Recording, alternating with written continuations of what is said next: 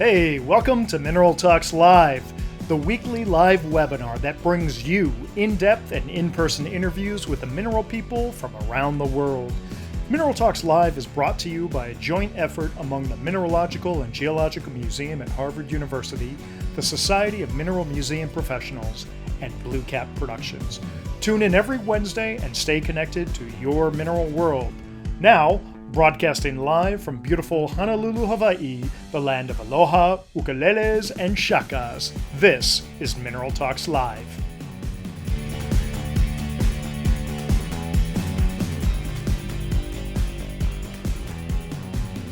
Hello and happy August to all of you. Welcome to Mineral Talks Live. Today is Wednesday, August 4th, and we'd like to welcome you to our show. For those of you tuning in for the first time, Mineral Talks Live is the monthly talk show where we sit down with people from all facets of the mineral world to learn about what they do and who they are. I'm Brian Svoboda, the president of BlueCap Productions, and together with Dr. Raquel Alonso Perez from the Mineralogical and Geological Museum at Harvard University and Dr. Eloise Gaillou from the Society of Mineral Museum Professionals, also known as the SMMP, we are the Mineral Talks Live team. In our 51 shows that we've produced so far, we've been honored to sit down and chat with curatrix, curators, collectors, dealers, miners, researchers, artists, and various friends from the media. We send our thanks to all of them, and we also send our thanks out to you, our viewing audience, who allow us to come into your home and offices with our show. As this is as much your show as it is our show, we invite you to participate throughout this live show, either through the chat feature or the Q&A feature, both of which are located at the bottom of your Zoom window. The chat feature allows you to type messages to everyone watching the live show. As we're all about community, when you first sign on, go ahead and fire off a hello to everyone telling us where you're from. Also, if you have a general thought or comments during the show, this is where you can post them and interact with each other. Usually our guests and I won't be able to read those comments, but Raquel and Eloise will be very active in the chat area, may interject with a question or two during the interview. And speaking of questions, if you have any questions that you really want to ask our guests, go ahead and type it in the Q&A section, and we'll do our best to get to that at the end of the show. Finally, at about 40 minutes into the program, you'll see a window pop up on the screen asking a bunch of questions for our Quick Fire 5 segment. This is where we get to see how well you know our guests, and yes, we play along too, as we're not even sure of all the answers to the questions we ask. Now, on to today's show. Our guest for today is coming to us live from the Golden State of California, where he works as the Senior Manager of Research at the Gemological Institute of America, better known as the GIA. So, what does a Senior Manager of Research do? Well, we're about to find out. Ladies and gentlemen, please welcome Dr. Aaron Palke to our show. Hey, Aaron, how are you doing, buddy? Great. Thanks for having me, Brian. Hey, thanks for being here, man. Really happy to see you. How's the weather down there in California right now? Oh, it's sunny and beautiful as always. It's hard to complain. Yeah. I think if you complain of a bad day, everyone's like, yeah, but it's California, so whatever. Yeah, I mean, I grew up in Oklahoma, and so I'm used to like the really intense weather. The only thing I complain about is we don't get thunderstorms and tornadoes and that sort of thing, but it's hard to complain about that. Yeah, but you got the earthquakes now, so I think it kind of evens out in the end. Hey, Aaron, at the start of every show, I really like to turn back the clock on our guests, and so I'm going to do it with you right now. Tell us about how you decided to start studying geology. What was your initial influences? How did you kind of go down that path?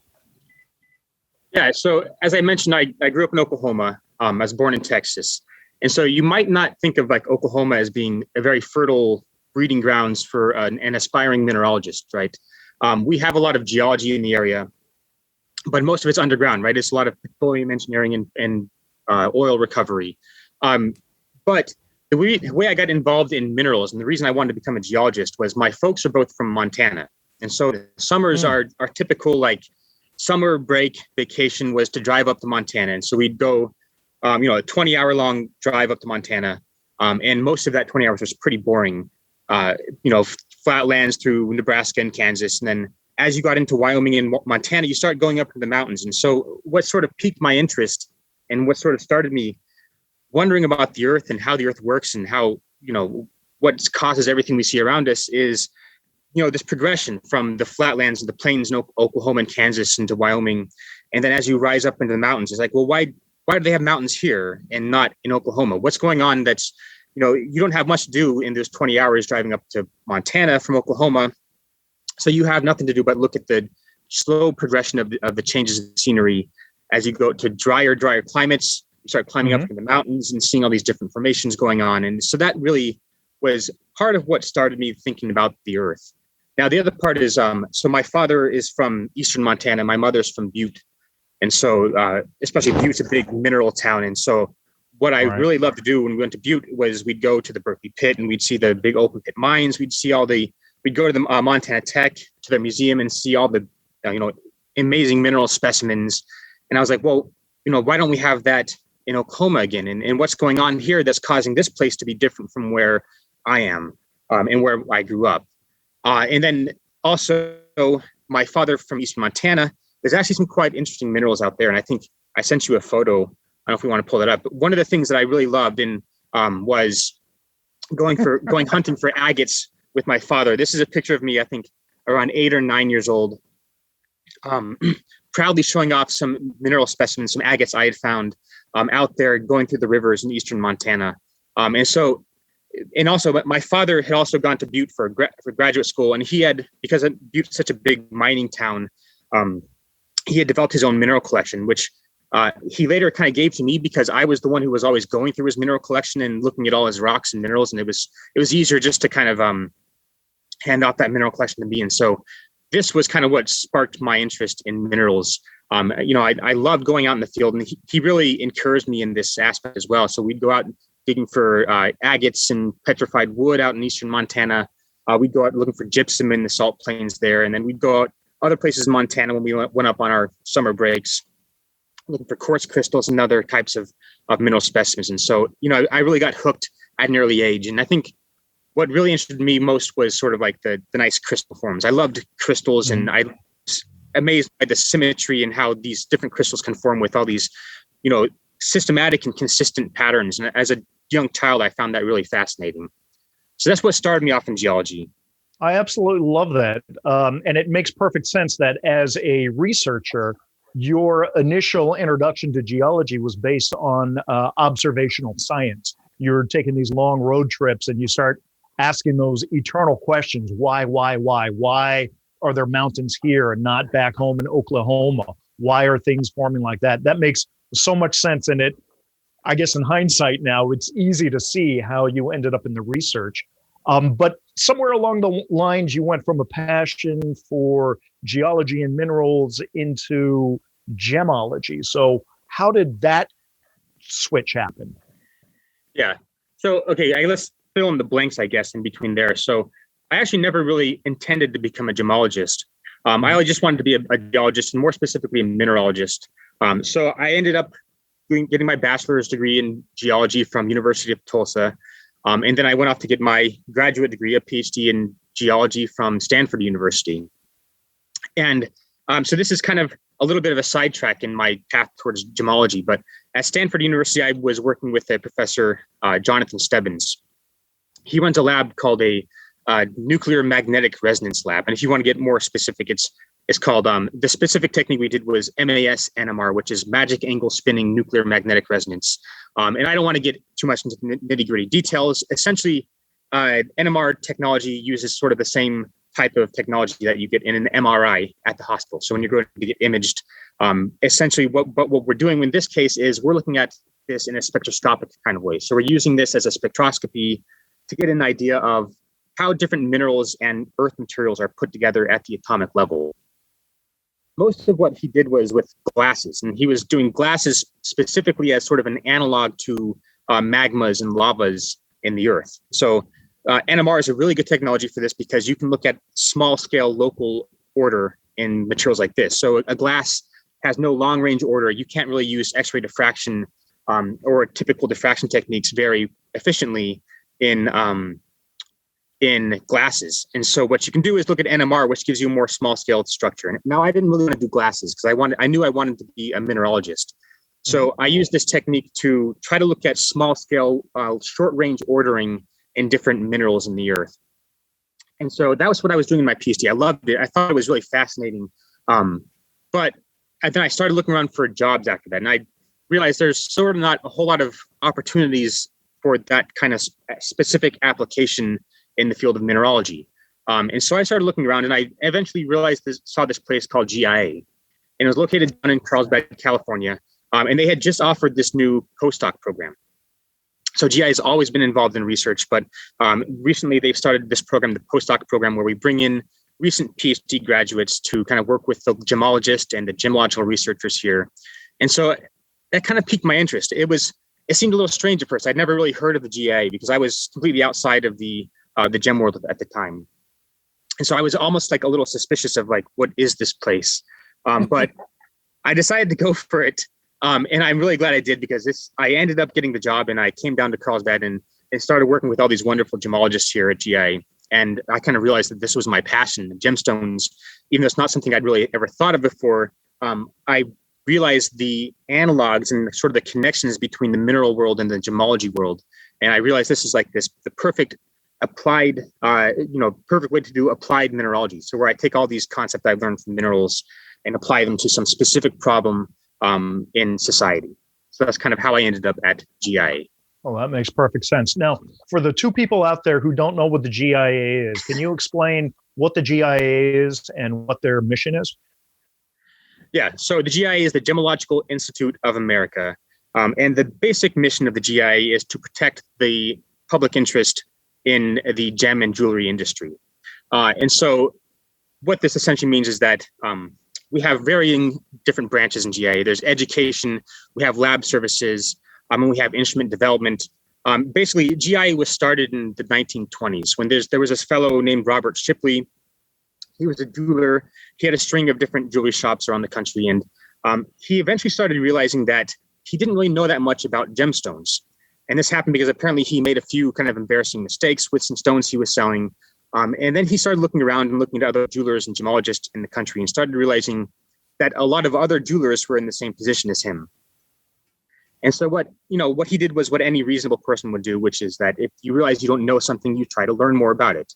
And so he went abroad to Europe and started studying in London about gemstones and gemology. And he started realizing all of these different ways that he could use a scientific approach to gemstones to help not only the jewelers, but also the general public to get more trust in the gem and jewelry industry, which was in pretty bad shape in the 1920s, 1930s. And so in 1931, he came back to the US and opened up the GIA. He established the GIA for the first time. It started off solely as an educational institute. So his mission was to educate jewelers and gemologists in the country so that they wouldn't make the same embarrassing mistakes he'd made in the past. Eventually, this sort of evolved, and there were different steps that happened later in time. GIA opened up established the Gems and Gemology Journal, where all of our research is published. Eventually, because there were so many people at GIA who were knowledgeable about gemstones, we started doing identification services. And so this started in the 40s with pearl identification services. If you brought in a pearl, they would try to identify what was going on with that pearl. This later morphed into grading reports for diamonds, and finally identification services for diamonds and colored stones as well. So just because we had all of this sort of nexus of gemological knowledge here at GIA, this morphed into our lab services, which is kind of where I am in this whole thing. And so our lab services, essentially what happens is people send us in gemstones, for either grading reports for diamonds or identification reports and origin reports for colored stones, diamonds, and pearls. And so if you don't know what you have, if you're a jeweler and you have a gemstone, you don't know if it's treated, you don't know where it may have come from, you don't know if it's natural or lab grown. It's always a good idea to send those stones in to GIA, where we can use all of our knowledge of throughout the years, all of this accumulation of gemological expertise to kind of answer questions about gemstones that a lot of the general public can't do on their own. And so this is essentially to protect the gemstone industry and to protect the public as well, so that if you're buying a high value gemstone, if you buy it with GIA report, it comes backed up with all the expertise of all the gemologists at GIA who are backing up what's going into that report. Gotcha. And when did you join the GIA? So I joined in 2014 as a postdoc. And actually, so I stayed for a couple years, and then I actually left for about a year. I went over to Australia and was a curator at the Queensland Museum and a lecturer at the University of Queensland. And I loved it. It was a great opportunity. I loved being in that museum for a short period of time, but I started realizing as I was there that my real passion was the gemstones, and my real sort of like place in life was to be at GIA. So I spent only about a year there in Queensland, and then came back to the GIA, and I've been here ever since.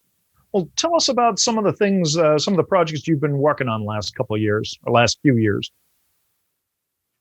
Yeah, so mostly what I'm working on is I'm a color stone guy. So color stones means basically everything except diamonds and pearls.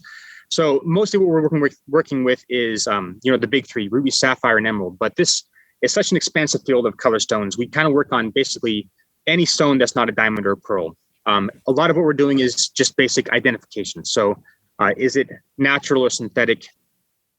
Has it been treated or is it untreated?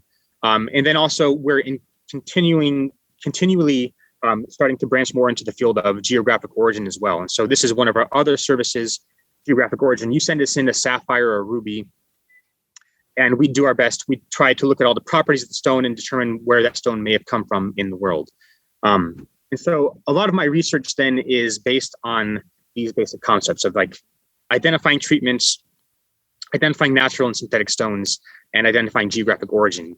And so when I started, though, first projects I started on was Montana sapphires. And so this was one of the biggest things. This was kind of like the first, my first gemological love affair was with Montana sapphires. And so I started off to your parents. Yeah. Yeah. So I started off just kind of studying them from a more geological perspective. And what I started looking at the inclusions in these Montana sapphires and noticing all these very unusual inclusions in them. And I started realizing that we could use these inclusions in these gemstones as sort of a geological time capsule. And so that's a lot of what my work has been in the last few years, is trying to understand the geological genesis of gemstones by analyzing their inclusions. And so one major challenge we have with understanding the geology of gem deposits is that most of these gem deposits are secondary deposits, meaning that the gemstones are not found in the original host rock where they were formed. They're in the secondary alluvial deposits that have been weathered out of the original host rock over millions of years. So you lose a lot of geological context in this regard. But sort of what we're starting to do, and I'm not the only one really on this path. There's a lot of other colleagues at GIA, like Evan Smith, who's been working on the super deep diamonds. He's been looking at inclusions in super deep diamonds as a way to kind of get back at the conditions that are existing in the deep mantle where these diamonds are formed.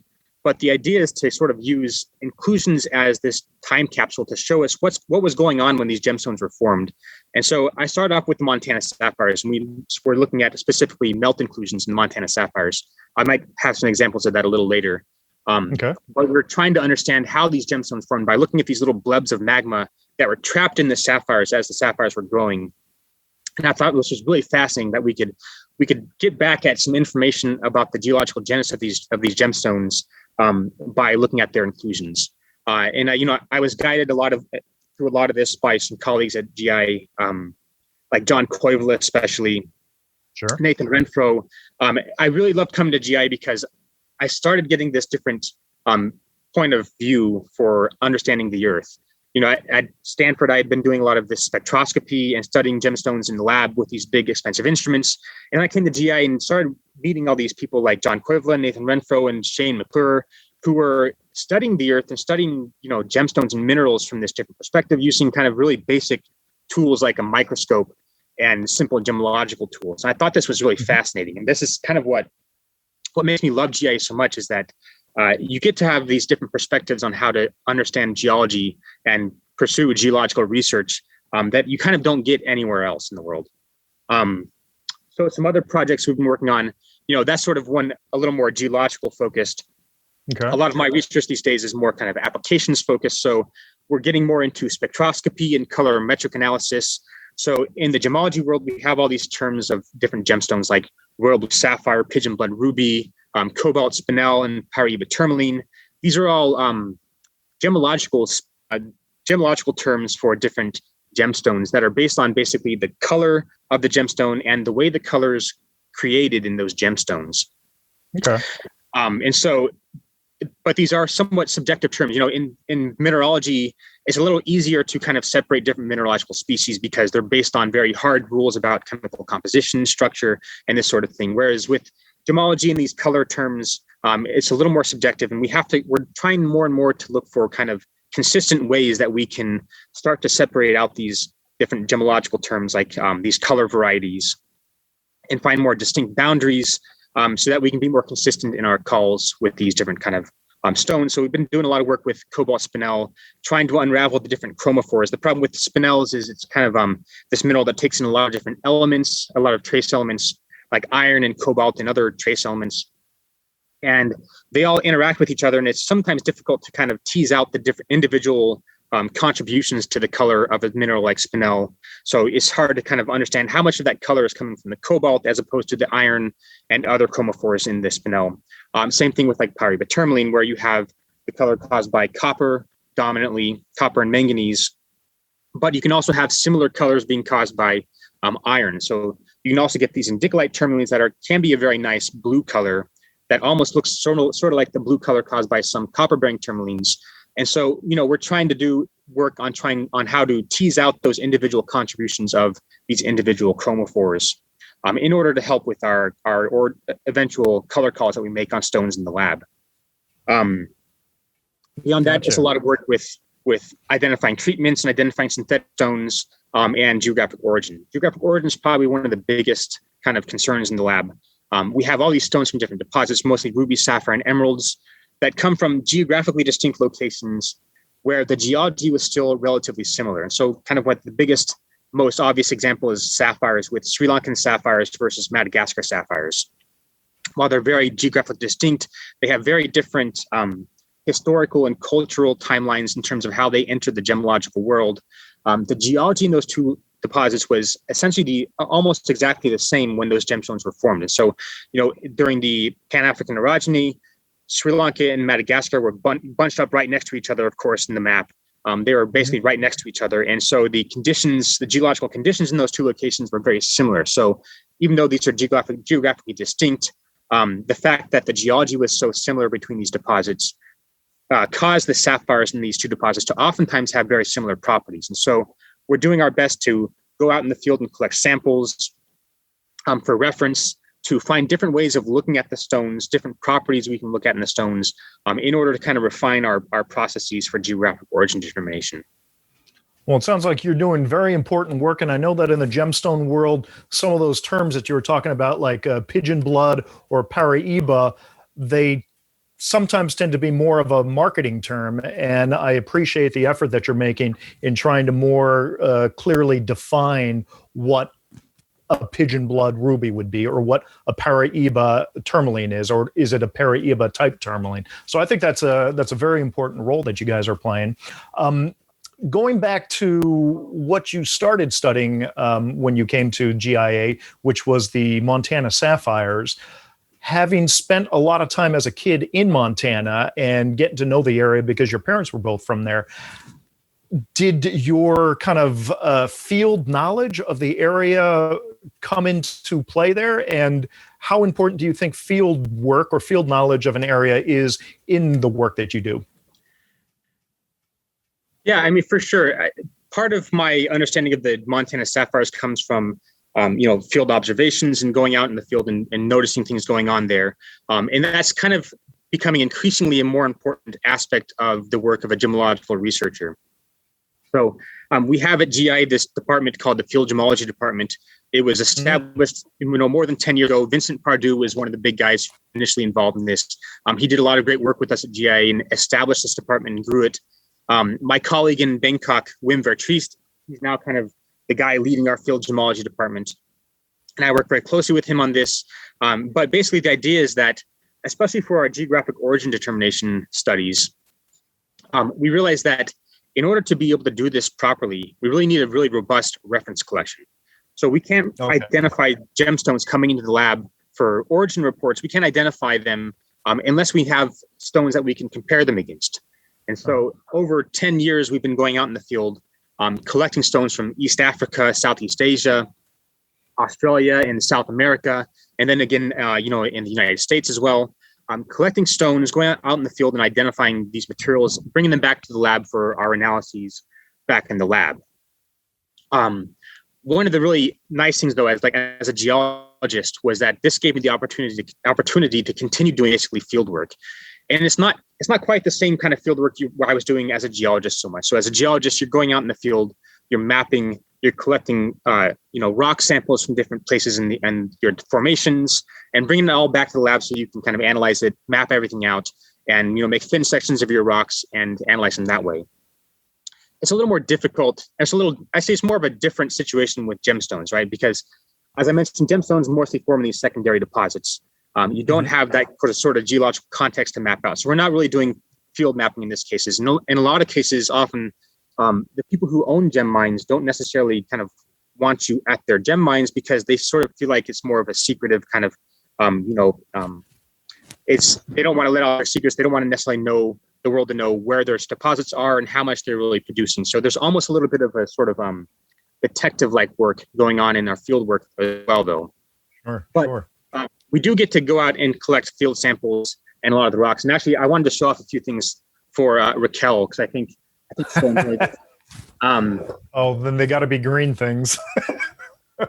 Yeah. So, and this wasn't a trip I was actually on, but one of my colleagues, Jonathan Muyal, went down to Colombia in I think 2016 and was able to collect a lot of really fascinating specimens. So, while our primary focus going out in the field is to collect gemstones.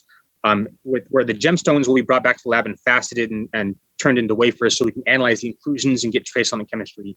But we do have fun collecting rocks out there as well. So I wanted to show off a few of these things for Raquel, especially. So this was a really amazing specimen from the emerald mines in Colombia. You can see the black shale and the calcite and quartz veins hosting the emeralds. We have, a huge repository of these geological specimens as well, which are, we try to make available to outside researchers. We can't really do a lot of the geology work in-house. So if Raquel is interested, let me know, Raquel. We can maybe send you a few of these specimens for your geological studies. But, we do get to have some fun. And her home address is? This one was really fascinating. I love this piece. This is this nice little sandwich kind of piece of the black shell with these veins going through. There's no emeralds right here, but that's fantastic. That's fascinating piece. Aaron, you may remember, but we got some samples from Dean. He was sending some samples from Ethiopia, from a few different places. So we have been using in the research we are doing. Yeah. So Did you get any matrix specimens from him? No, because we have few from Colombia in matrix, quite few, and we also went down to collect. So I think in Colombia, of course, we could still get more. But thank you. Maybe I take you up for that one too. Yeah. Hey, so Aaron, you have to have. That'd be nice. Yes. Egyptian emeralds. We got few tiny ones, but they're rare. Yeah, they're rare. A couple of deposits, the Vadi and Sikait. So, Aaron, GIA has to have quite a reference collection. Do you guys partner with museums so that you can borrow or have access to specimens that there would be no other way that you'd be able to access? Yeah, we do on occasion. We don't have sort of really kind of formal ties with any other museum, but we will occasionally reach out to our colleagues like Raquel and Louise and people at the Los Angeles County Museum and the Smithsonian, and they're always quite helpful with providing samples. And one of the really interesting things with our field gemology program, though, is we are sort of building up this collection like a museum type collection. So when we go out in the field, even though we're not using our compass and doing geological mapping, we are exactly documenting the conditions of collection of these samples. We're getting GPS coordinates. We're documenting who the stone came from, which mine it was mined from, where, the conditions, what position of the moon in the sky when we were collecting the sample, and all these other different pieces of information. All this is being documented when we're collecting the samples, and we go back in the lab and put it in our database and store the samples properly. Everything's cataloged with control numbers and very carefully documented. So we are trying to run this very much like a museum collection. And I'd be happy, if Raquel or Eloise want to come see the collection at some point, we'd be happy to show you guys. And we are more and more making this collection available to outside researchers, much like a museum would as well. So when there are university researchers who need a Columbian emerald or a Montana sapphire or a ruby from Vietnam, we're more than happy if there's a good reason for that research to be going on to send those samples to the people across the world. Now, are you open to unsolicited donations from collectors and miners and people out there if they found something rare to send it over to you to add to your collection database? Yeah, absolutely. I mean, if anytime anybody has something interesting to show to us, we're more than happy to take a look. This could either be through the lab or through our museum as well. So we have our collection here, which is the Field Gemology collection, and that's sort of distinct from, there's also a museum in the educational department here at GIA, and they're sort of run a little bit separately, but we do communicate and work very closely together. Yeah, we're more than happy to take a look at any kind of interesting stones anybody has to show us. Very cool. Speaking of interesting stones, I'm sure you've seen a lot of crazy things there. What are some of the most interesting things that you've found over the years? Yeah, so this is kind of like one of the reasons why after I went to Australia, I wanted to come back to GIA, which is that I missed seeing all the fascinating stones that come through the lab. You can imagine that any time of day, there's like, a Casimir sapphire the size of your fist that's worth 10 times the amount of my house, or there's a Burmese ruby the size of a golf ball that is worth 100 times the cost of my house. There's fascinating stones coming all the time. We get to see like the top stones in the colored stone market here at GIA, and so I miss seeing that, but that's really not kind of the most interesting aspect of it. So the interesting thing is all the kind of unusual and strange things that come through the lab. One kind of story I want to touch on is this mineral discovery we made a few years ago of the mineral John Koivolite. So and I'm going to show you guys the mineral here. You can see it. It's very small. And actually, I think I'll take out my phone and show you guys with my phone.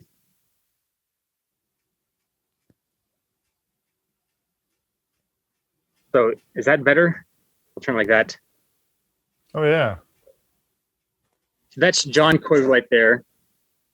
Wait, let's spotlight your phone there. There we go. There we go. So it doesn't look like much, right? Not from this point of view. But this was a small mineral that a client had sent in to us in 2018 or something, 2017. And I'll show you in the microscope as well. I can give you a better view. Okay. So bear with me a minute. I'm going to plug my phone. So this is a device. I'm going to show you guys something in my microscope. This is a device I have to attach my iPhone to a microscope. And so what I'm going to do, this is the microscope. And we can take out. Let's cut to the phone. Yeah, there we go. Okay. All right. So here's my microscope. I can take out the ocular, and I'm going to show you guys some more examples of some kind of neat stuff later. And I put my phone in this device. And that looks like it's just a frame to hold the phone in place. Yeah. Okay. You see, it's got a lens in there, so it looks a little strange right now. Well, it looks like the opening scene to a James Bond movie. Yeah.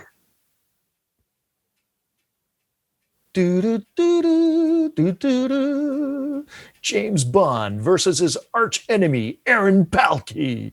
You need a white cat on your lap now. All right. So here is, if I can focus that. Oh, look at that.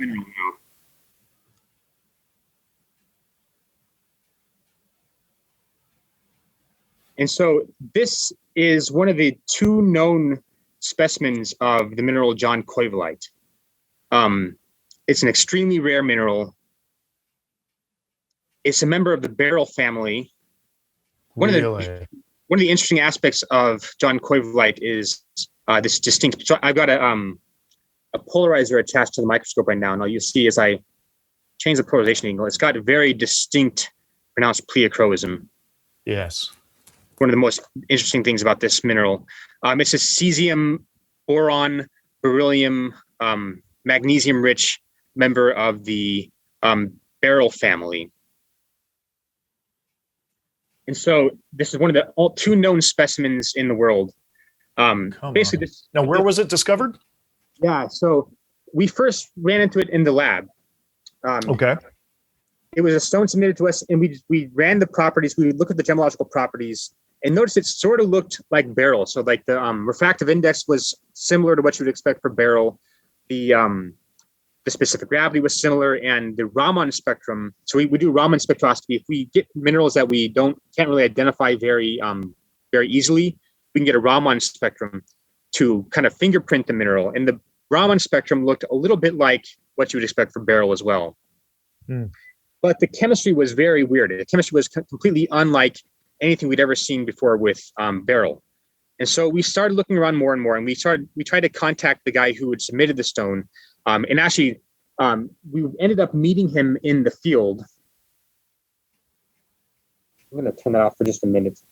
We ended up meeting him in the field. He was a Burmese guy, and we just so happened to have a trip lined up to Mogok in Burma, the famous ruby land. And so he ended up actually being a person from Burma, from Mogok, a gem dealer from Mogok, and he ended up. We ended up meeting him there, and we ended up working with him to describe this new mineral species called John Koivulite. And so we named it after one of the guys here at GIA, John Koivula, who was a famous microscopist and a famous gemologist. Right. And so this is one of those interesting things that happens in the lab. We get all kinds of things, unusual stones coming in. Sometimes you get sort of really unusual things where people think people send in something that they think is a diamond, where they were out for a hike and they kicked some rock and they thought it looked weird and they sent it in thinking it's some kind of very rare and expensive mineral, where usually it turns out to be a piece of slag or something. But occasionally the strange things that people send in to us are very unique and rare mineral finds, like the John Koivulite. Let's see, I got one more thing I want to show off. Go ahead. So I'm going to pull my phone out of this mount, so you can see the mount for my phone. And is that a standard mount that you could get at a scientific shop, or where would one shop for one of those? Yeah, it is a standard mount. I think I have I might have the information here. It's a Gosky, Gosky microscope lens. Okay. So people can just Google Gosky iPhone adapter or whatever, and they'll find it. Yeah. So one other thing I want to show is a mineral specimen that John Koivula actually handed to me the other day. It's right here. So I'm going to show it on my phone because I think it shows better on my phone. So if you want to light my cut phone. back to the phone view. There we go. There it is. If you see the form of the mineral, you might suspect what it is, but the color might throw you off. This is actually a euclase. And euclase is more often going to be seen as a nice blue specimen. This is a new find of euclase, kind of a podparacha type color, this pink orangey color in euclase. It's a new find from Brazil. I'm going to take it out of the box real quick.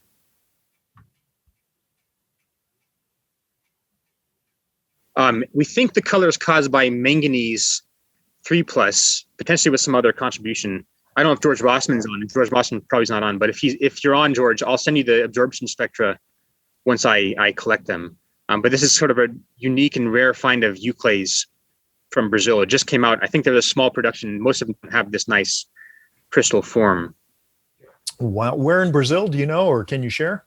I was told Bahia State, and I was told the name of the mine as well, but I can't pronounce it.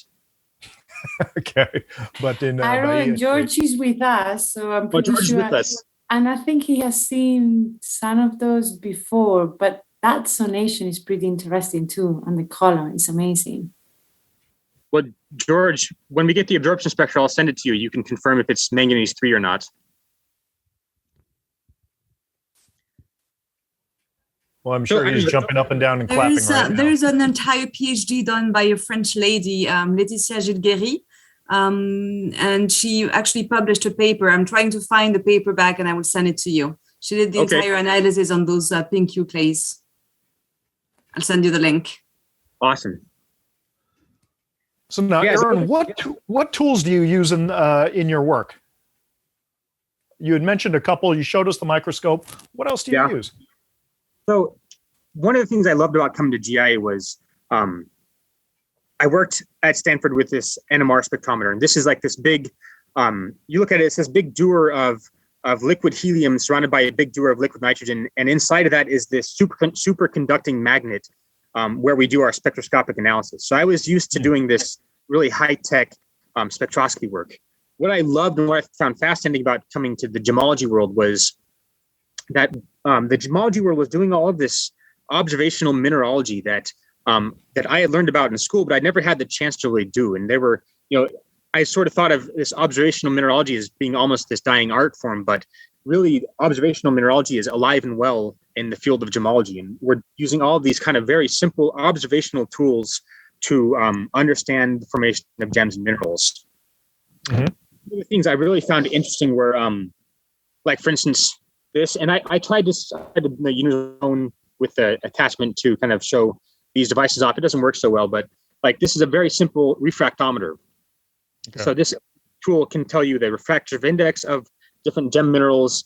It can give you the birefringence. You can tell the optic sign of a gem mineral. And so all these concepts I was learning about in like a petrographic microscope in my mineralogy classes, all these gemologists have been doing this for decades and using this in an applied way for tens of years. We have simple tools like polariscopes and spectroscopes, very simple ways of making observations about gemstones. The most powerful tool, though, in the gemology world, of course, is the microscope. And I think we're going to have some more examples of that a little later. The microscope, I think, is really one of the most fascinating and interesting ways to study gemstones. And I'm really fortunate to be able to kind of spend my life doing a lot of this. We do have some more fancy techniques, which I can't really show you. So there's some security concerns with me walking through the lab and showing off too much of what's going on because we have all our client stones here. Right. So the refractometer gadget is here. I think someone asked to see it again. Okay. Essentially what's going on, so you would attach a light source to this end of the instrument and you would place your gemstone here. This is a piece of glass. It's a piece of high lead glass with a high refractive index. And it's actually what you can't see below the surface is it's a kind of a hemisphere here. And so the light comes in through here and you put your gemstone on top of that piece of glass and it helps you essentially measure the critical angle of the light going into your gemstone. And so you would look in there, there's a scale, which I think you can actually see a little bit. There's a scale in there which it's calibrated to read the refractive index of your gemstone based on the critical angle of the light being reflected from the gemstone. And so you can do this, you can use this to measure the refractive index. You can measure birefringence. So you'll see two shade cutoffs in your refractometer. And you can measure how far apart those are. You can measure how they move, and you can tell the optic sign of the gemstone, which is something you need basically like a petrographic microscope to do otherwise. But essentially, it's a way of you can identify most common gemstones by using this very simple device. Whereas in the lab at Stanford, I would have needed to go to the X-ray diffraction room or use the Raman spectrometer in order to identify a specific mineral species. Is done very simply, I think, with just using kind of standard optical mineralogy here in the Gem Lab. And I found this really fascinating that there was still this underworld of optical mineralogy that was still alive and well, and that's still being used very commonly throughout the world. So I didn't know that before I'd gotten into the gem world. We do have a lot of more advanced analytical techniques like laser ablation, inductively coupled plasma mass spectrometry, which is a mouthful, but it's also a way of measuring trace element chemistry of gemstones. So we brought this device in the early 2000s to identify beryllium diffuse sapphires. But the whole package cost maybe like $600,000, $700,000 total. So we found other ways to use this instrument as well, which the main way we use it is to measure trace element chemistry of gemstones in order to try to look for geographic, trace element fingerprints for gemstones from different geographic origins. So this is used a lot in our geographic origin determination to separate pyrite from Brazil and Mozambique, to separate rubies from Thailand and Burma, for instance. And what this device does is it blasts a very small crater in the girdle of a gemstone, about 50 microns wide, about the width of a human hair. And it takes a little bit of material off of your gemstone, sends it into a plasma, the inductively coupled plasma, to ionize it, to turn that material into ions, and it gets sent to a mass spectrometer to get a full trace element profile of the gemstone. And we use other, a lot of spectroscopy. So we're doing UV vis spectroscopy to identify chromophores in gemstones. And this is a lot of kind of built on a lot of work George Rossman has done in his lab, where he's identifying chromophores in gemstones in order to tell, is it a pyrite tourmaline? Is it a cobalt spinel? Separate things like possible Columbian emeralds from non-Columbian emeralds. We do Raman spectrometry. FTR spectroscopy is very important. So looking at beyond the visible range of wavelengths of light into the infrared, we can look for things like fillers and emeralds. We can look for specific hydroxyl bands in the mineral corundum for identification of heat treatment versus non-heat treated sapphires. A variety of other techniques like this to identify natural synthetic chrysoberyl as well. So a lot of spectroscopy, but a lot of this kind of basic observational mineralogy, which I think is actually really interesting. And part of the reason I love this job is that we have this confluence between these really high-tech instruments and the basic observational mineralogy that I kind of learned about in school. And it's taking information from these two disparate ways of looking at minerals and trying to get an answer about specific types of questions about gemstones, natural, synthetic, treated, where is the stone from? And that's kind of what I love about gemology. Here's the first stone I'm going to show you guys. Here first. It's a sapphire, a faceted sapphire. I've got it in this nice stone holder. Oh, there we go. Okay. And we're going to put it in the scope. So I guess we can switch back over to the spotlight, the other one. Here's the stone in the microscope. So this is a faceted sapphire in the microscope, ladies and gentlemen. Turn this around. So you get a little bit of idea of what I'm doing here. So I'm going to bring in this fiber optic light.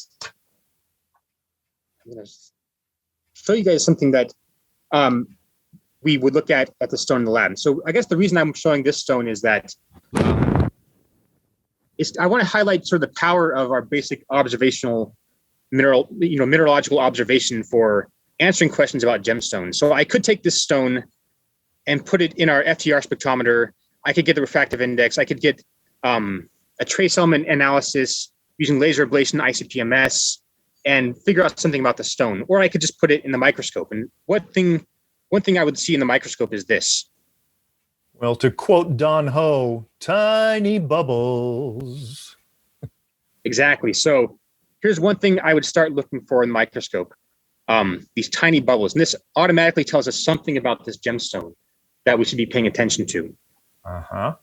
There's one more thing I can show. I'm going to take this diffuser plate.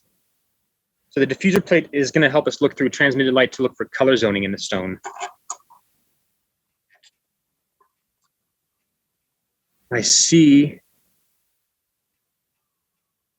I can find it again.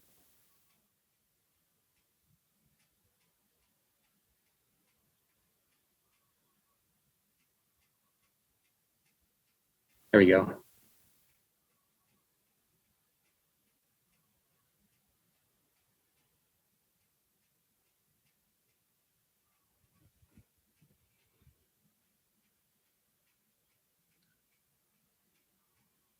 I almost feel like I need to fill some audio in here, but I'm just unfascinated. I'm like, this is like a Where's Waldo? I'm looking for what it is. You see here these bands start to appear. I'm going to try to get in better focus.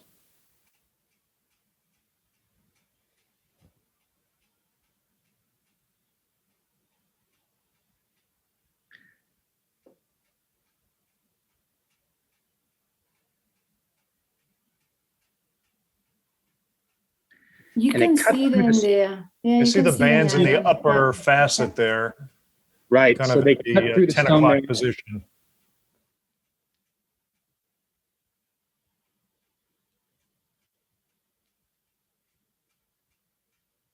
And these are what we call curved striae. It's a little hard to make them out, but you can kind of see them cut through here. So what this is telling us, together with those gas bubbles, I don't know if anybody wants to guess in the comments what this is telling us about the stone. Anybody? Bueller? So these gas bubbles, well, someone says it's a fake. Yeah. So I wouldn't call it so much a fake, but I would call it a lab-grown sapphire based on these curved striae and those gas bubbles we saw. I want to maybe walk you through some of the things I started noticing about Montana sapphires initially, which kind of led me to my love affair with Montana sapphires. So here's another stone. This is a natural stone. And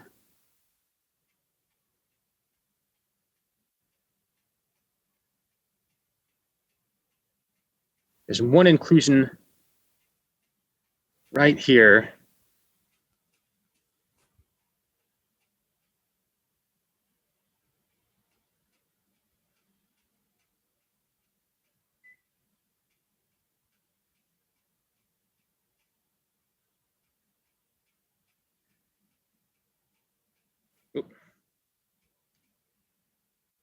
Sorry, I've lost my bearings.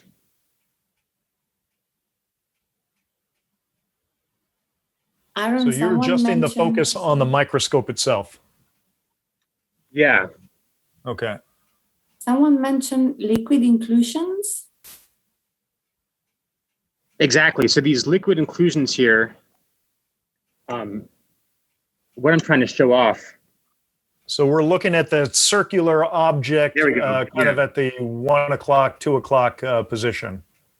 Right. And so what I found about the Montana sapphires and what I did a lot of my postdoc work on was these inclusions. And while they look like liquid inclusions, these are actually little melt inclusions.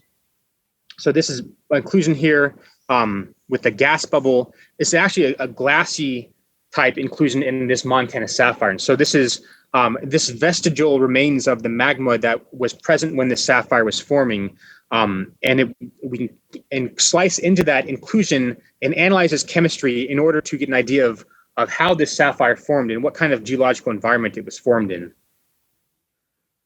Now, excuse me for the uneducated question here, but we had gas inclusions in the synthetic sapphire that we looked at, and we have gas inclusions in this natural Montana sapphire. How do you use that to determine what is naturally grown and what is synthetic? Is it a grouping of multiple micro bubbles like we saw in the synthetic sapphire? Yeah, so in the synthetic sapphire, it was just those single bubbles of gas trapped into the sapphire, whereas in this case, it is a sort of a liquid inclusion, a fluid inclusion, where that gas would have precipitated out of the glass, out of that magma that was trapped in the inclusion initially. So when it's trapped together with a fluid or glass, then it would be an indicator of more of a natural origin. So if it's just those single isolated gas bubbles, those don't really ever occur naturally in geological environments where we form corundum. Okay, let me ask you a question about Montana sapphires. And I think this confuses some people, but all Yogo sapphires are Montana sapphires, but not all Montana sapphires are Yogo sapphires. What would be some of the telltale signs that you would find that would identify a Yogo sapphire versus a non-Yogo Montana sapphire? Yeah, so that's a good question. So we have Yogos and then Montana sapphires, and you might call the other Montana sapphires secondary Montana sapphires. Yogo formed in this primary environment, in this dike rock. So this magma that intruded the Earth's crust in this very thin vertical band of intrusion, of magma intrusion. And so the Yogos are distinct from the sapphires we find at like Rock Creek or Missouri River, where they're found in these secondary deposits. And one thing actually that you might look for, which if you spotlight the microscope, this would be a typical scene for a secondary Montana sapphire. A lot of silk, what we call silk, arranged in these hexagonal bands. So I'll zoom out. This is the sapphire here. Gotcha. So this is not a faceted stone, but it's polished into a wafer. But what you see is these hexagonal bands of silk. And so silk is this inclusions of micro-inclusion mineral rutile. And they're often oriented with the corundum host and arranged in these hexagonal bands. So you'll see this a lot in the secondary sapphires. You'll never see silk like this in a Yogo. Yogos are known for being very, very clean. The yogos are usually very clean, no silk, and their blue color is natural. So the yogos never really need heat treatment in order to improve their blue coloration. Now, with this stone, it's essentially kind of a colorless, very maybe light blue sapphire. If it were cut into a faceted stone, it probably wouldn't be very intense blue. But what you could do with that silk, you could take that, if you heat treated this stone at very high temperature, you could cause that silk to sort of dissolve back into the corundum lattice, creating blue color. So the blue color in sapphire is caused by iron titanium pairs in the crystal lattice. And so these Montana sapphires have quite a bit of iron in them, but there's usually not a lot of titanium. So if you take those rutile inclusions in the silk and dissolve into the corundum lattice, you all of a sudden release all this titanium into the corundum lattice, and it can pair with the iron that's also there, causing this blue color. And actually, I have a great example of that I had prepared. So we cut back to the microscope. Camera, microscope. This is a heat-treated Montana blue sapphire. And so when we look at the silk in this stone, you can see all these blue patches of that silk. So that silk, you can kind of make out that hexagonal pattern to it still. Okay. But you're also seeing sort of this blue color bleeding out of that silk as well. And if I use that diffuser plate that I'd shown with the this synthetic sapphire, now you can see all that silk is correlated with these blue patchy zones.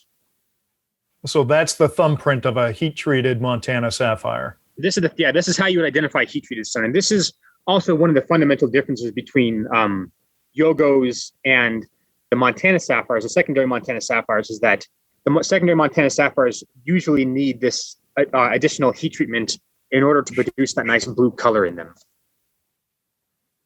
Fascinating.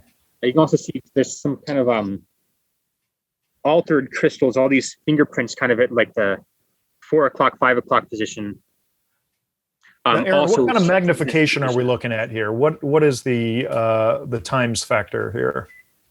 Yeah, so right about here is on my microscope, it's about 2x, and then there's a 10x in the ocular, so that's about 20x objective. Wow. Okay, so you have some hand loops that go up to 20x. So if you happen to catch the light in the right way and knew what you're looking for, could you actually see this kind of thing in the field? Or do you need that special lighting with the diffusion plate? If it were this obvious, you could probably identify that in the field. You wouldn't need, this diffuser plate's nice, but if you have like a thick sheet of paper or something, that can also act as a nice diffuser plate as well. Sure. So very cool. Those were kind of the examples I wanted to show in the microscope. So I just wanted to highlight, I guess, how kind of powerful this tool is. And that like that synthetic sapphire we were looking at, yeah, I could have put it in the LA-ICP-MS instrument and got a trace element analysis and identified it as a synthetic sapphire. And it would have been pretty straightforward, but we could have done it in 2 minutes in the microscope. Or the same with the heat treatment of this sapphire. It's done very simply by simply looking through a microscope. And almost most of the questions we have to ask in gemology, we're going to be using the microscope in some way in order to get more information about it, in addition to all those kind of advanced analytical techniques we use. I love it. I mean, that was, I think, the first way of examining it. And if we forget about that and just rely on the very high-end machines, then that might become kind of a lost art. And I love that you're able to keep it alive and show us how functional it still is. All right. Right on. Aaron, we're kind of at the top of the hour here, so we're going to start slowly ending the show here. But before we do, we've got 5 quick fire questions that we're going to ask you. You know how this works? Yeah, I do. Yeah. Okay. So just for those tuning in for the first time, we've got 5 questions we're going to ask Aaron. He has no idea what these questions are, and he has to respond. There are 2 answers to each question. He's got to choose one of the 2 answers instantly. And these are the same questions that all you viewers have seen on the screen. And so, Aaron, all of your answers are correct. We're just going to see how well the audience has guessed what you might answer. So, are you ready? Yeah. Okay. The science with more passion, geology or gemology? Gemology. Gemology, he says, without hesitation. Better streaming service, Netflix or Disney Plus? Oh, I got 2 daughters, so it's Disney Plus. Of course, there you go. That to me was going to be the telltale signs if you had any children. Favorite meal, surf or turf? Turf. I'm from Oklahoma. Turf. Yeah. That was a giveaway. Cooler superhero, Hawkeye or the Green Arrow? I don't know either of those. I'm sorry. I don't know. Hawkeye has a better sounding name. Hawkeye. Okay, good. He's a Marvel guy, not a DC man. And final question. Next vacation spot, Florida Keys or Kauai? Kauai. For sure. Kauai. All right. Eloise, are you ready with the answers of what our viewing audience has guessed? Yes, I am. Okay. Number 1, the science with more passion, geology or gemology? Aaron answered gemology. What did our viewers say? They answered right, gemology, even if gemology is only one little part of geology, in my point of view, but gemology is awesome. Bing, bing, bing. Better streaming service, Netflix or Disney Plus? Aaron went with Disney Plus because of his 2 daughters. What did our viewers say? Got that wrong, Netflix. Oh. Okay. There you go. Favorite meal, surf or turf? Turf was the answer that we were looking for. Turf, indeed. Bing, bing. Cooler hero, Hawkeye or Green Arrow? Going just by the names themselves, what did our viewers say? Hawkeye. Hawkeye, coming soon to a Disney Plus channel near you.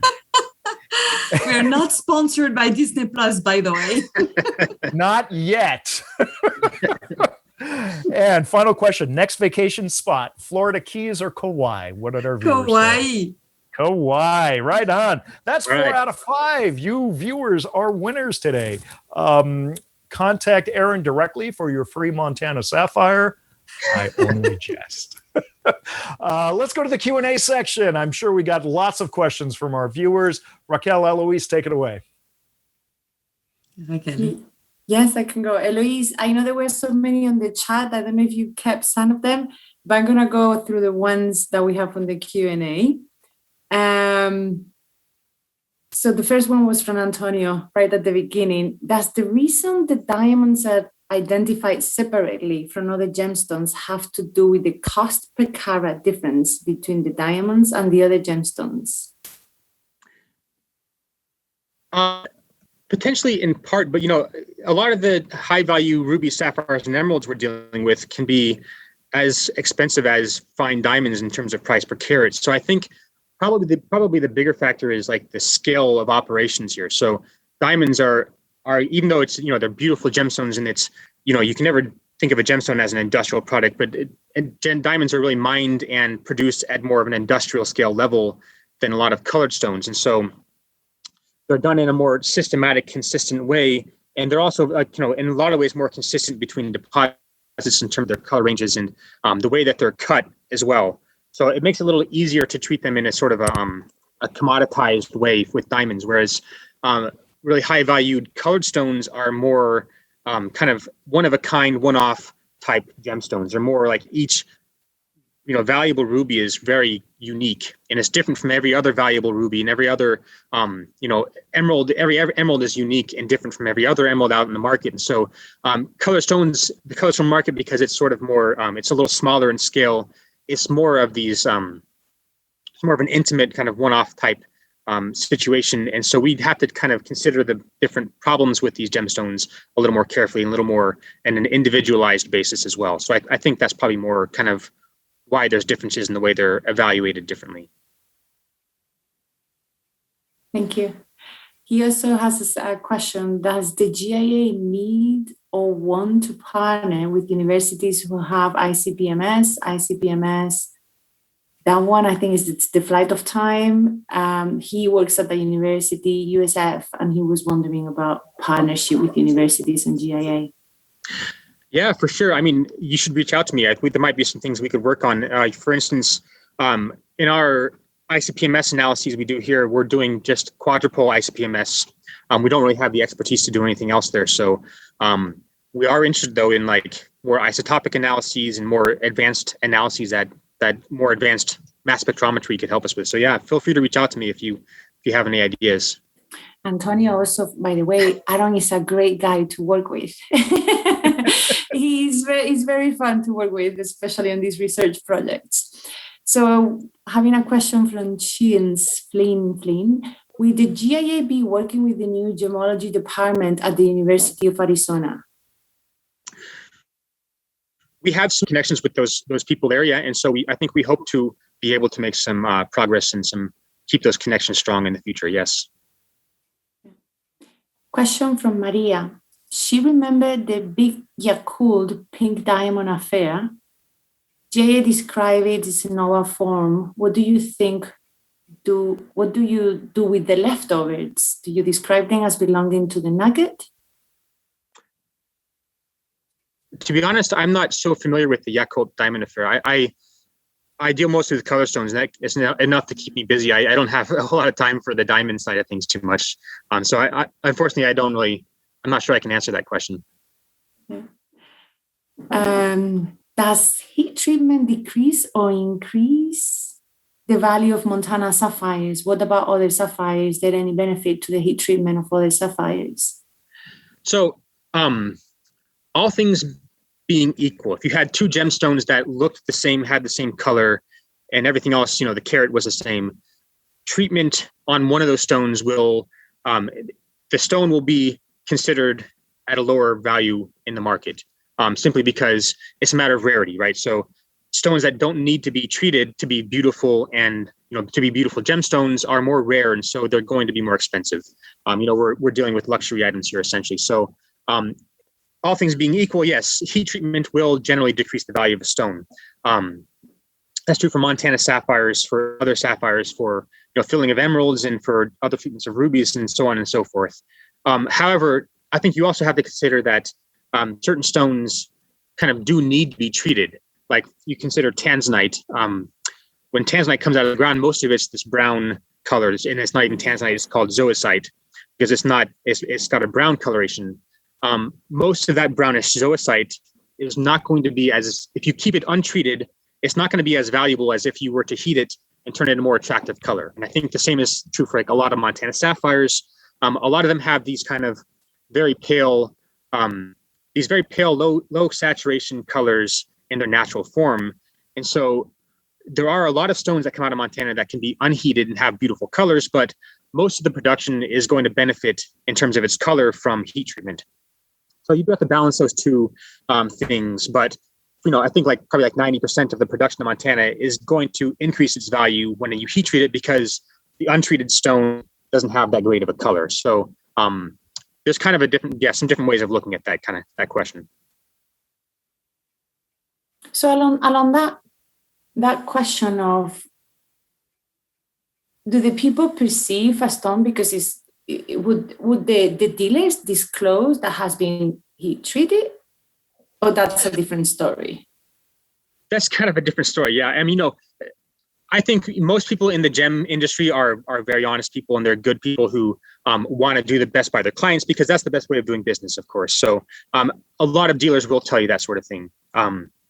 Now, what part of the reason GIA exists, though, is because there are people who may not disclose that sort of thing. And, these treatments are fine with these gemstones as long as they're being disclosed. And so, but the reason GIA exists is that you can't always count on these things being disclosed. And so when a stone is sent into us, we'll be able to identify those treatments and identifying anything that's kind of happened to the stone that the client who is purchasing the stone should know about. So this is my carry on with the same Montana sapphires. The stone that you show us before, that was a rough heat treated. When you cut it, how much leftover of that treatment would still be visible? Yeah, so for that Montana sapphire, you'd probably still have some signs of that treatment because the fundamental cause of the blue color in the heated stone is that dissolved silk. And so they're going to have to keep that dissolved silk in the stone in order to keep the blue color. So for Montana sapphires especially, you'll be able to keep some evidence of heat treatment. It's trickier in other materials. Some basalt-related sapphires, heat treatment's a little harder to identify. Some low-temperature heated rubies are a little more difficult to identify heat treatment. But especially for blue sapphires, it's very straightforward. Hey, Aaron, I have a follow-up question when it comes to Montana sapphires. The Yogo sapphires are all that cornflower blue, but the non-Yogo sapphires from Montana kind of come in a range of all colors of the rainbow. We've been talking primarily about the blue. What about the other colors? What causes those colors? What are the chromophores?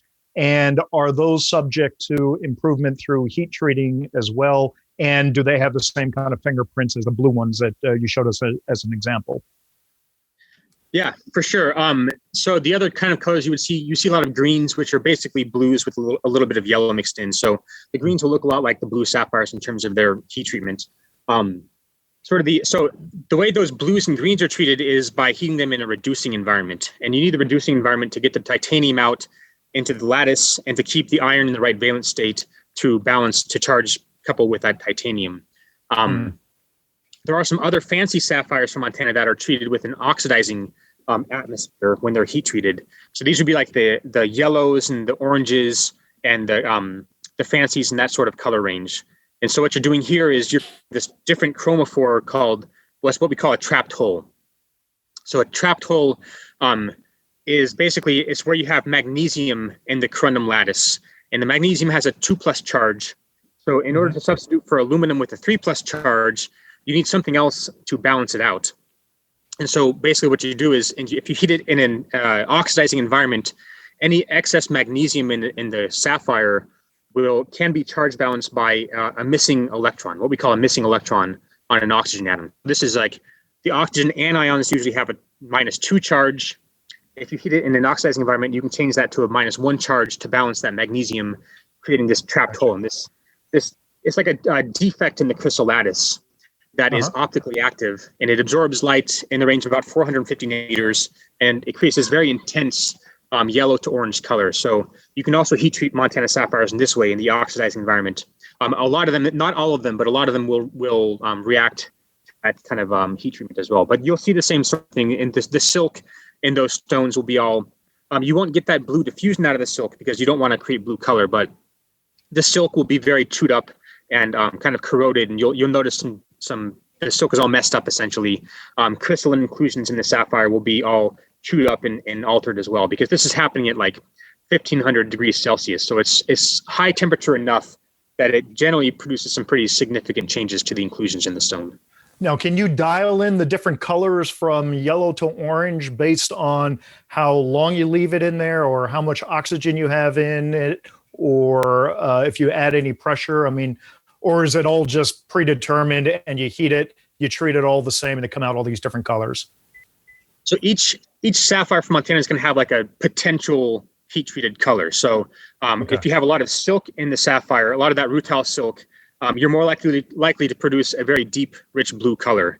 Now, to get those fancy yellows and oranges, you have to have the right trace element chemistry. So what you really need is to have more magnesium than titanium. So the other way you balance magnesium in the lattice is to couple it with titanium 4+. So 2 + 4 is equal to 2 3+ aluminum atoms. So in order to get that trapped hole, though, you need to have excess magnesium in the lattice of the sapphire.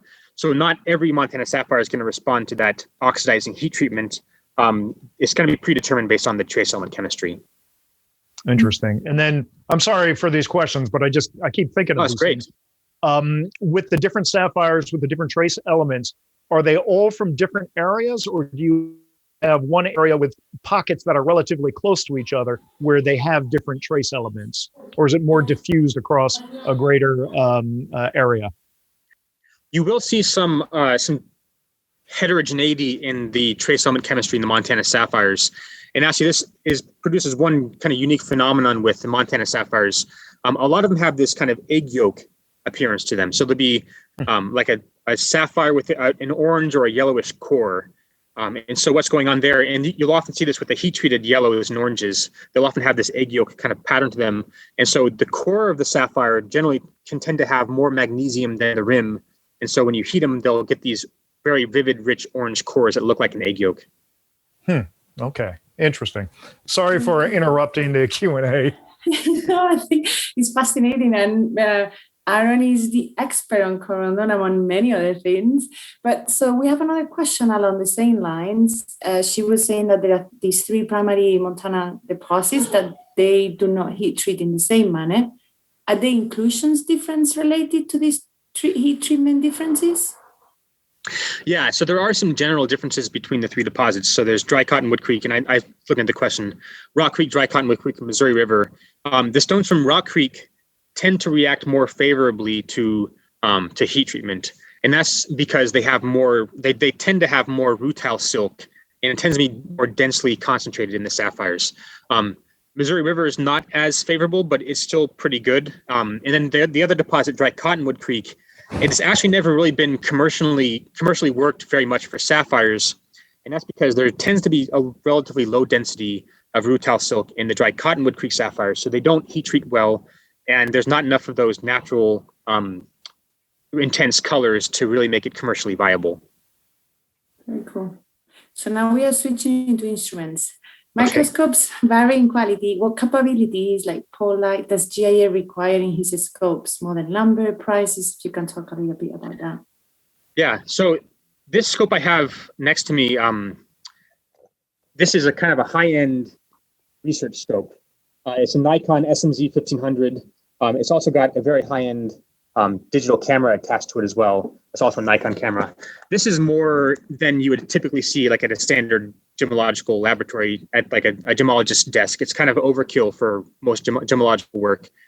We use basically just standard gemological scopes, but I chose this case because with the camera on there, I wanted to get like the best optics in the microscope to kind of show off things. But you could see the same features in a standard gemological scope. We'll often have polarized light attachments. Yeah, we'll have diffuse light. One of the biggest things that, again, kind of like the best accessory you can get for your gemological scope is a fiber optic light. And I was using that here as well. The fiber optic light is like fundamental for doing a lot of gemological microscopy. And I think, you can get a standard gemological microscope. If you've got a fiber optic light, you're going to get to be able to do a lot of high quality gemology work with that setup. Okay. And this is an interesting one. When you determine a gem is a synthetic, how do you explain it to the client? Do you tell which kind of synthetic or treatment was used? Any war stories are welcome. Nice. So we do sometimes have to discuss things with clients who don't agree with our calls. We on our reports though, we don't generally put the type of lab grown material. So we would not put like flux grown sapphire versus hydrothermal versus flame fusion. We just put, we just say that what it is. We don't put the type of synthetic, and we generally do not put the type of treatment either. One maybe possible exception is like with the emeralds, we will tell you like how much clarity investment there is on the emerald. But we wouldn't tell you, or at least GIA does not tell you sort of the type of filler that might be used in the emerald, for instance. Some other gemological labs will tell you kind of natural versus, or like traditional versus modern fillers. But for the most part, we're pretty non-specific with that sort of thing on our reports. And similar Alan reports, George is asking Adelman, he had a ruby tested at GIA in New York and had no mention was made of the natural fraction. Does your report usually contain this kind of information? So not usually for identification reports, for colored stones especially. So with diamonds, there is more of emphasis on clarity and that sort of thing, because the diamonds are actually graded for their clarity, whereas that's not so much of a, we don't really do that thing so much with natural colored stones. And then last question, what's the meaning behind all the binders behind you, Aaron? This was all from my time, so I don't know exactly, but I think it's pretty. I think it's for aesthetics. Oh, I thought you were going to say it's your Hawkeye comic book collection. Brian, I think that's we have a lot of questions. It was a very, very enlightening talk. You got a lot of congratulations, Aaron. Very good. All right. Very special. Thanks, guys. Thank you. Aaron, Just really one want to. little thing. I know that go ahead, a lot Ella. of people. I'm sorry. Just that a lot of people had very specific questions for Aaron on the chat, such as like very, very specific. So, is there any chance we can share your email with our audience? So, if they have more specific questions, can they ask them directly to you, or? Yeah, absolutely. Yeah. No problem. Okay, I'm doing that now. Then I'm sharing it with you. And there were some questions related to the nature of the inclusions in one of the sapphire as well. I think you were trying to explain it, that it was one of the magmatic sapphire with a bubble inside it with a fluid inclusion. So people were asking if it was a corundum composition, or if it was the composition of something else, like the magma, for example. Yeah, so that was one of my research projects as a postdoc. I was trying to understand what those fluid inclusions were. And so in this case, it's a silicate magma. And actually, it was surprisingly, the composition was sort of like a rhyolite, essentially. So it was a lot of silicon, aluminum, and potassium, sodium, and calcium. So it was kind of like a standard rhyolitic type magma, which is a little strange because you tend to think of corundum doesn't grow in silica-rich environments. No. This was like sort of the hypothesis I produced was that, and actually a lot of these magmas, these magmatic inclusions were quartz normative. If you look at their the normative mineralogy.